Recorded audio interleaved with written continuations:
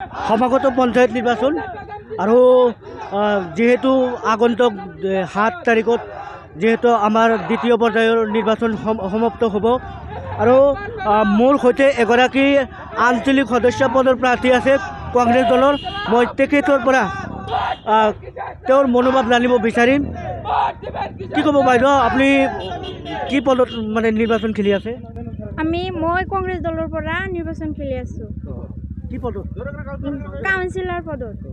আঞ্চলিক সদস্য কোনটো দলৰ পৰা কংগ্ৰেছ দলৰ পৰা ৰাইজক কি ক'ব মই ৰাইজক এইটো ক'ব বিচাৰোঁ যে সিহঁতৰ বহুমূলীয়া ভোটটো দি মোক জয়যুক্ত কৰে যাতে মই সিহঁতৰ যিখিনি ৰাস্তা ঘাটৰ বহুত সমস্যা আছে সেইখিনি ঠিক কৰিব বিচাৰোঁ সিহঁতৰ যাতে ল'ৰা ছোৱালীৰ বৰষুণৰ দিনত যাতে মানে অসুবিধা নহয় আৰু আমাৰ যেহেতু বহু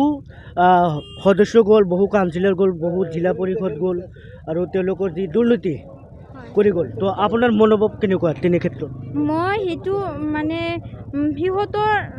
যিটো ভাবিছে সিহঁতে হয়তো টকা পইচা খৰচা কৰিছে আমাৰ সিমান টকা পইচা খৰচা হোৱা নাই যাৰ ফলত আমি যিখিনি পাম চৰকাৰৰ পৰা